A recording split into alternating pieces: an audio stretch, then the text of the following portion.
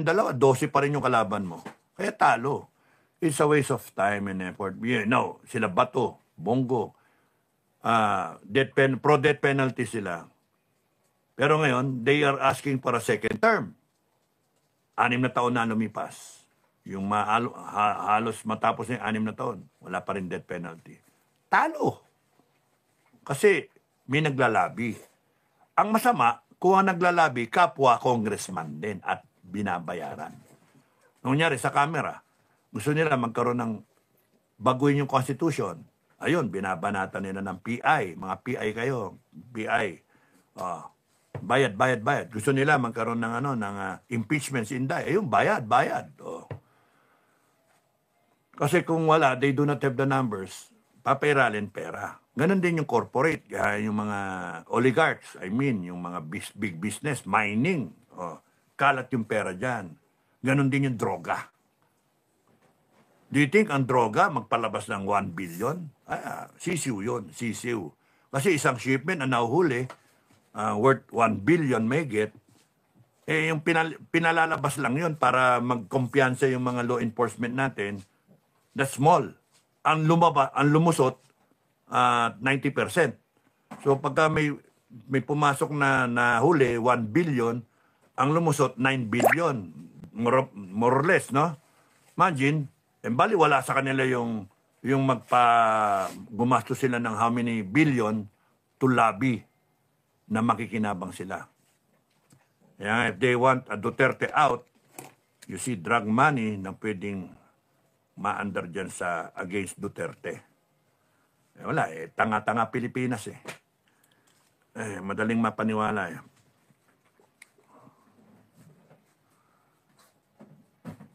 Flor Villas. Good evening po, Sir Captain Dado, watching from Palo, Leyte. Magandang gabi sa mga taga Leyte. True lala, sir. Thank you. Japanese characters. Lorna Moreno, tama po. Pink Razor. Being Arnold's vlogs. AP at PNP dapat sila ang nanguna para sa ating bayan pero wala Dapat managot sila sa ating bayan. Or we can, pagka umikot ang gulong, we can revise or retrain the armed forces the way we want them to act in any given situation. But you see, kaya ako gusto magkaroon ng Council of Elders para corrupted man ang AAP at PNP, corrupted man ang NBI, corrupted yung all agencies of government, nandun yung Council of Elders. Di ba? Na may access diretso sa presidente, pwede mong i-fire, pwede nila i-command yung AAP at PNP, pero kung corrupted, they have the National Guard. Hindi nyo alam yun, may National Guard. Mas malaki kaysa sa AAP tsaka sa PNP. Wow! Oo. So, maghunos dili kayo because the Council of Elders representing the Filipino people every time, 24/7, can call on the National Guard. O kaya, Department of Homeland Security. That will be the design. Para kahit yung presidente bangag o corrupt o magnanakaw o whatever, anak ni Satanas, at na-recruit niya, parang nag-networking, yung putragis no? Lahat ng tao sa gobyerno, na-recruit niya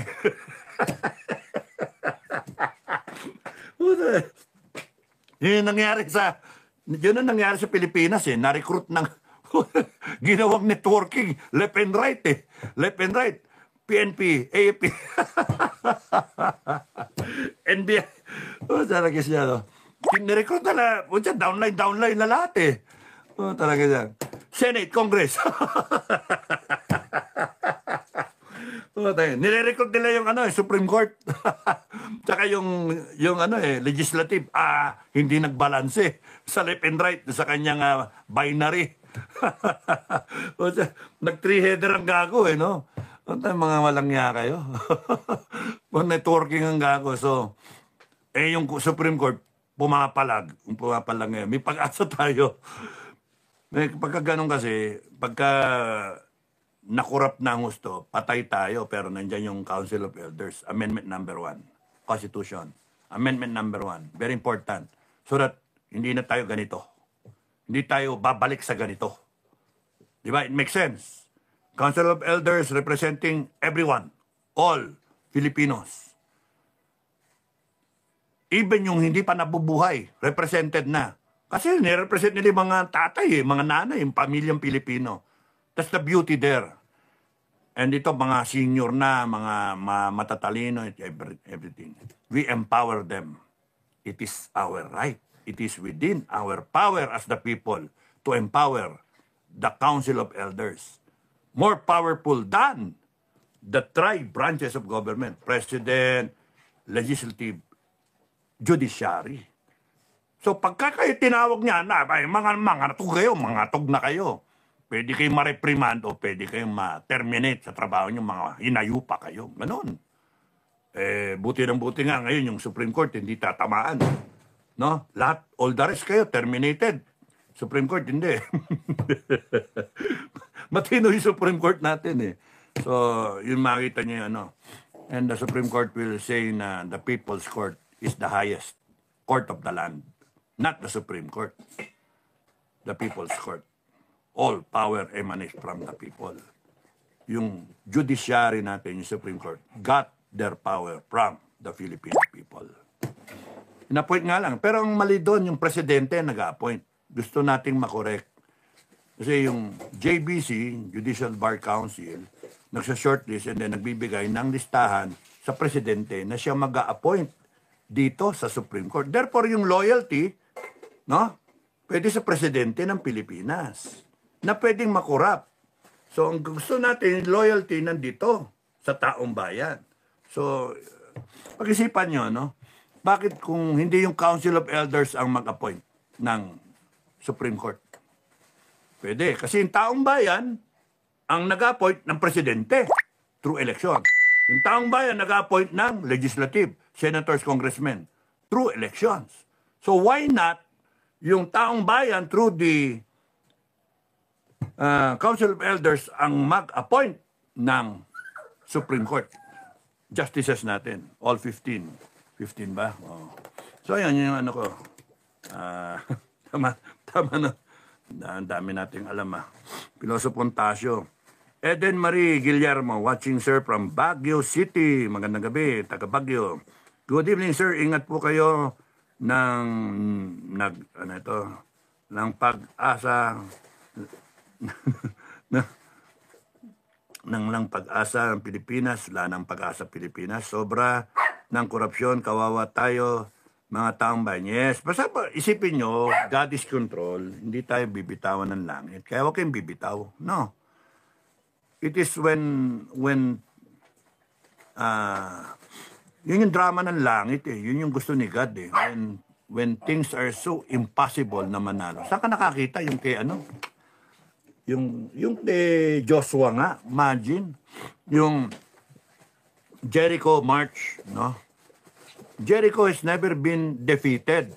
Jericho was never defeated as a stronghold, no? Never been defeated. So bakit yung si Jericho, yung ang ginawa ng Israelites, umikot lang sila, nag-Jericho March lang, nag-crumble yung wall. O yung kay Solomon, yung nag-shine lang siya ng armor. O, panalo siya. Nanalo siya. Kasi yung mga kalaban nasilaw Nasilaw sila dun sa, sa shining armor, ni-reflect yung sun. Parang ganun din ang pinakita dun sa, di ba? Sa Lord of the Rings, na dumating yung reinforcement ng mga knights, nasilaw sila doon sa araw. Meron pa yung sa kaling pangalan nun.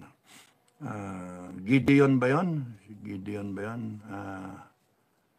Yung 300 lang sila, laban sa 125,000. Imagine that, 300, laban sa 125,000. Yung kay Constantine, ito wala na sa Bible, sa naman to, dun sa Roman Empire, si Constantine, di ba? Outnumbered sila pero ginamit niya yung cross as their symbol, yung espada, di ba? He became a Christian. Tapos nun, yung kalaban niya, panalo sila So, God always want it na parang in the nick of time, dramatized ba na last moment, biglang boom, nandun siya. And then yung odds, no? Yung odds na talon-talo ka, kung titignan mo, talon-talo ka, pero naipapanalo. Magaling yung niya, yung magaling siya magplano. Kaya nga si David, kita mo, liit-liit, siya, nagpapasto lang. Laki-laki ni Goliath, pero tinalo niya. No one in Israel was brave enough to face Goliath. Laki-laki ni Goliath eh. So, here comes David, trusting God. And he delivered, no? Yung parting of the Red Sea, imagine yun, na-corner sila doon.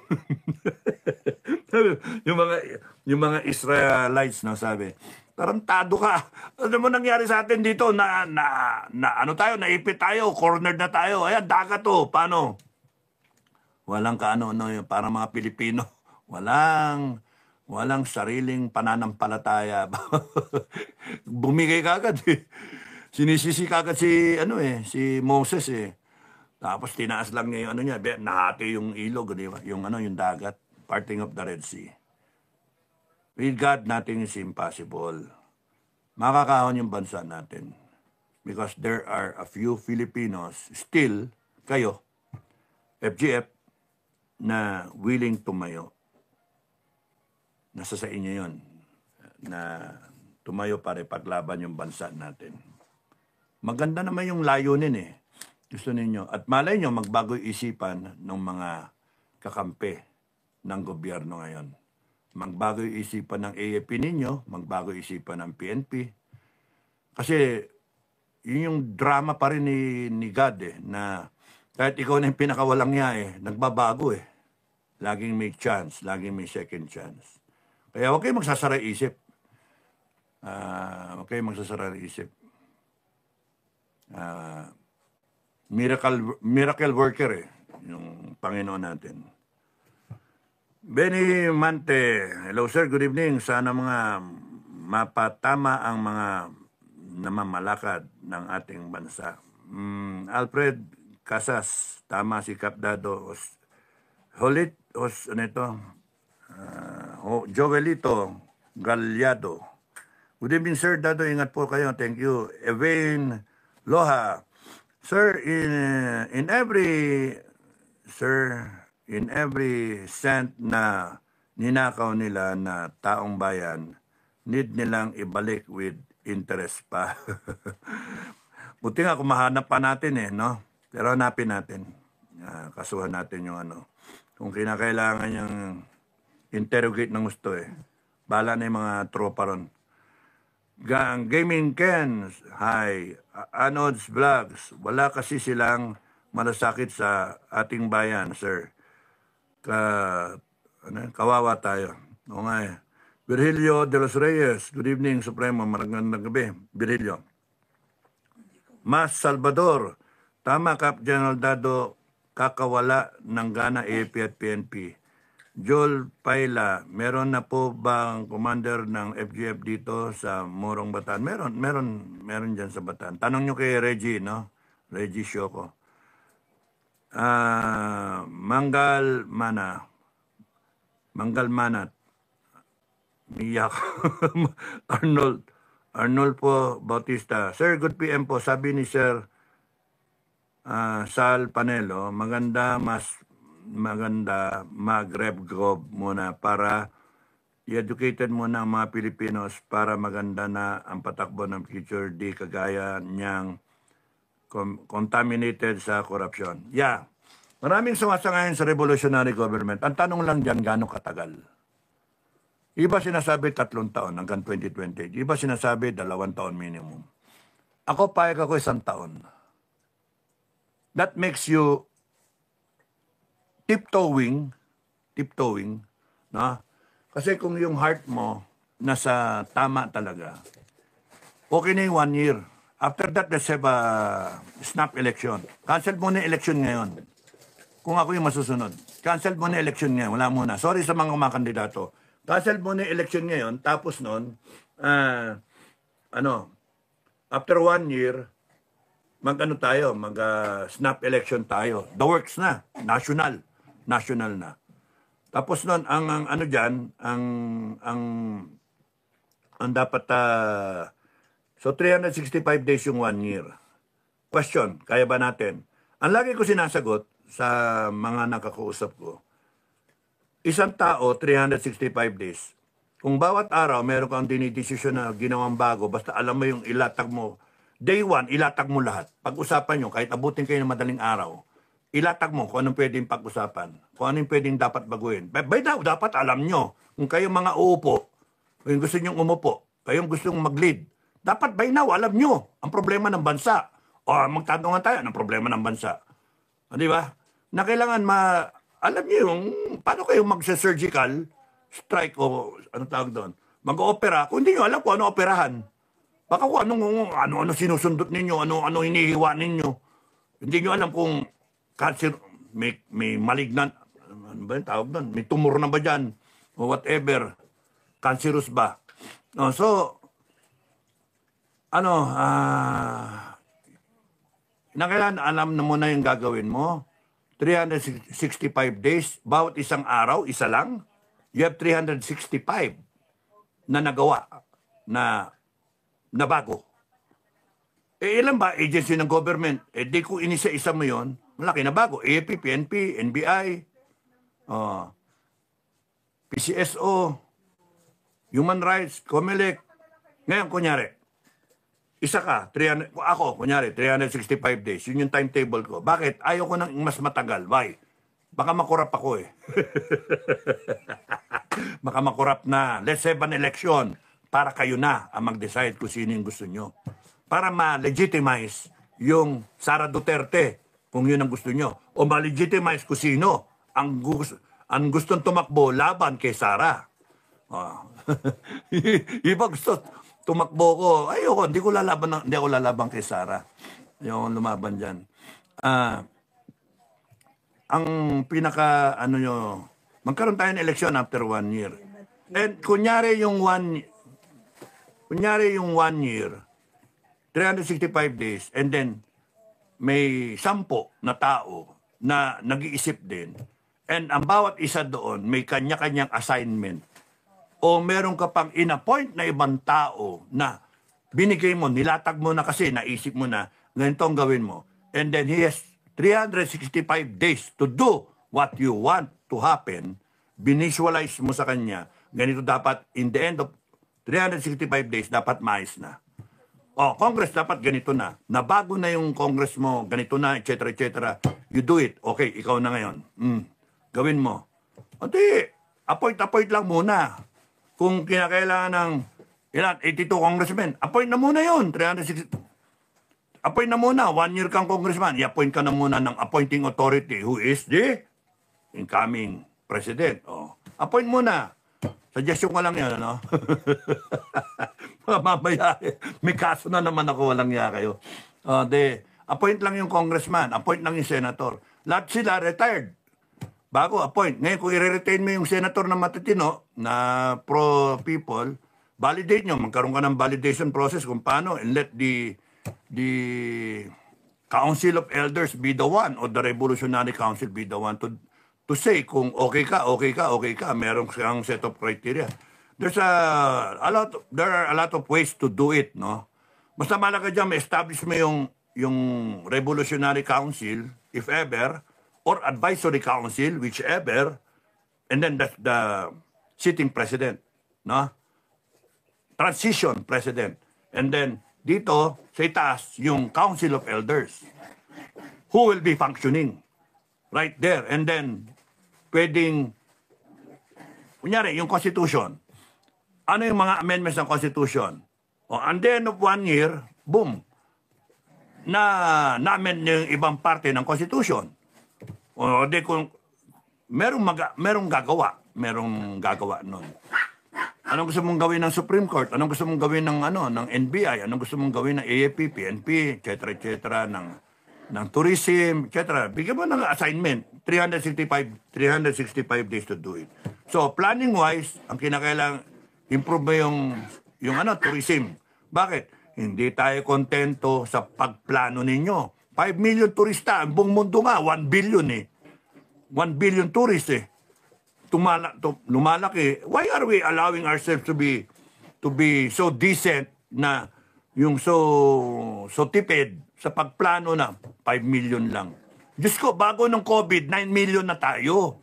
Dapat ang rebound natin, 9 million na. Ang plano, hindi yung 5 million. Takot na takot kasi na mag-fail.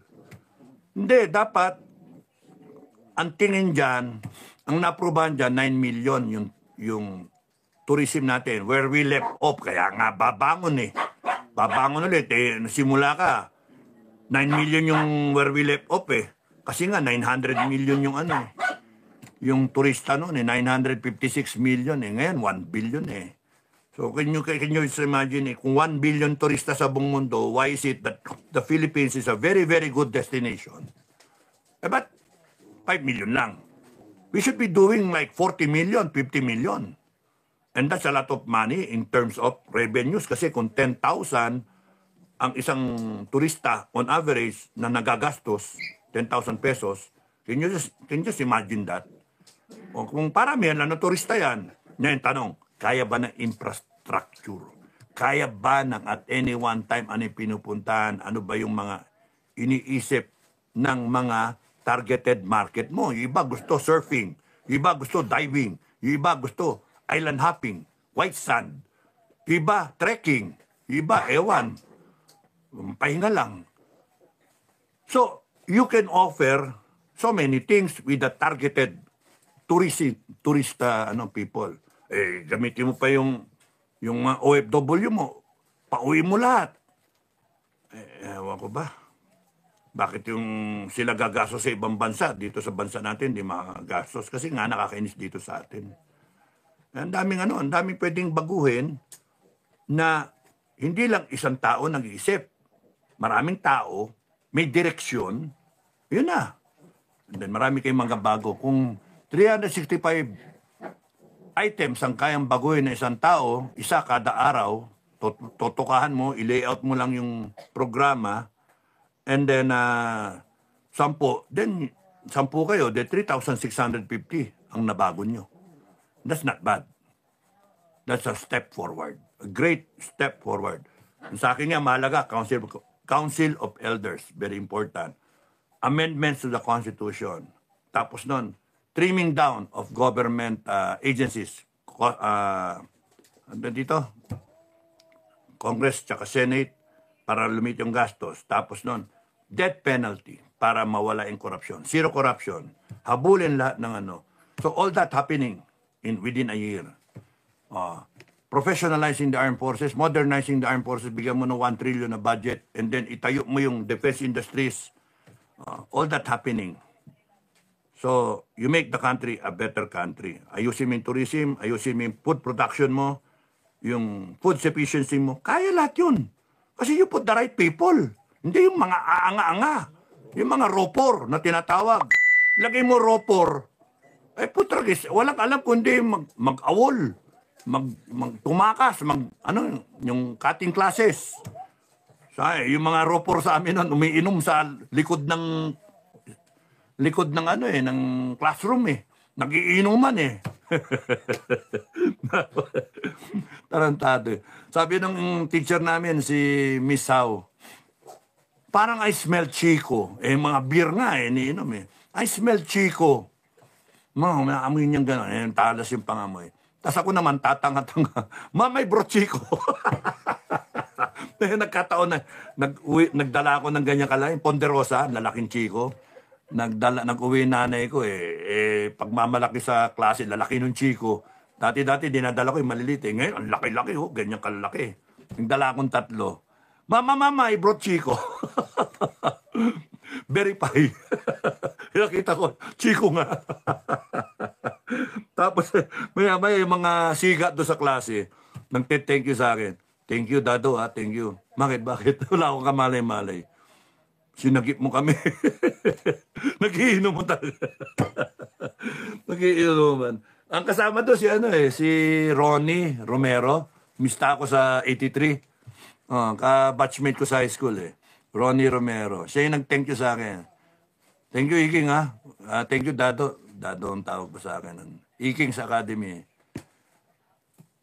Sinagip ko sila. Expulsion sana yun eh. Expulsion. Nagiinom mo sila panay mga anak class 51 ng PMA ba? Mga barkada. Nagkasama sa sila Abi Pakleb. Sino pa ba yung mga nandoon? Nagiinuman sila. Siga eh. Ako yung mabait na ganyan.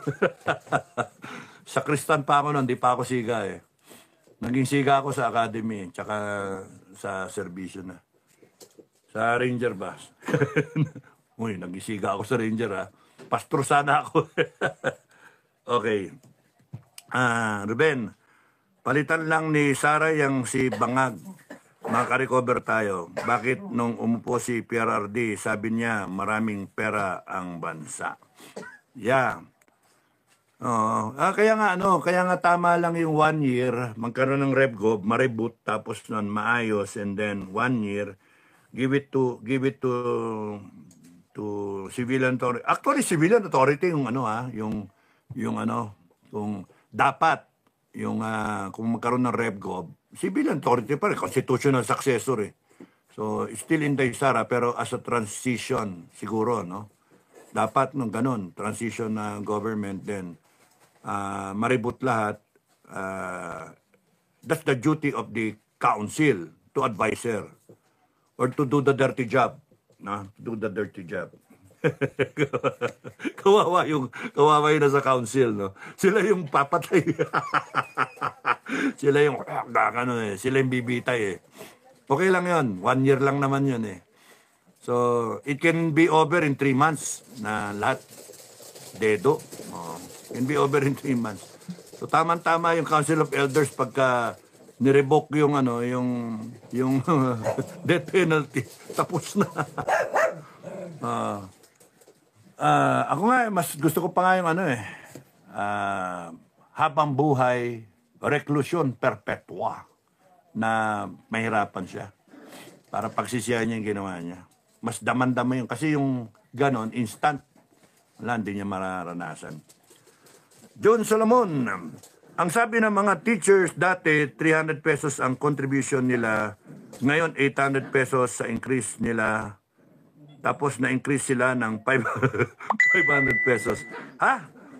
800 pesos contribution, para baliwala. Dati 300 pesos contribution nila. Ngayon, 800 pesos. Pero nagkaroon ng increase sila ng 500 pesos yung increase ng contribution nila. Para saan? Contribution para sa what? Thank you, June. Musta kayo dyan? Mojari, kamusta kay Mrs. mo? No. Musta kay Mrs. June Solomon? Kamusta? Mojer 69, mas mahirap sa ngayon last administration. Ruby, kaya nga nakasurvive tayo sa pandemic. NTP, Pakasum, tama ka sir. PNP, managot sa ating bayan, Arnold's Vlog. Hindi lahat, maraming matitino dyan eh. Nadala lang nga eh. Kasi pagka yun nga, ito yung Marcos eh, no? Administration. May dalawang haligi talaga na tumatayo eh. AFP, PNP, no? Pagkatanggalin mo yan, giba eh, no? Ang problema ngayon, alam nito kung paano mo tatakbo to. Kunin mo yung leader. Kunin mo yung dalawang leader. Kasi chain of command. So yung chain of command. Pagka nakuha mo yung chain of command, wala na, tatayo yan. So ngayon ang problema, may mga nagko-question na dito sa ilalim. Yun yung delikado dyan. Kaya nga, yan, tanong, mag-withdrawal ba ang support ng AFP o hindi? Wishful thinking yung mga tao.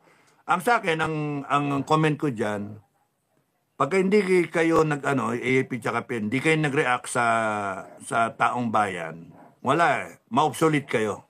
Because the people, pagka umikot ang gulong, can always, dahil sa obsolete kayo, find the reason na i-disband ang AFP tsaka PNP. Disband. Seriously. Disband and then mag-create ng panibago. Philippine Defense Force.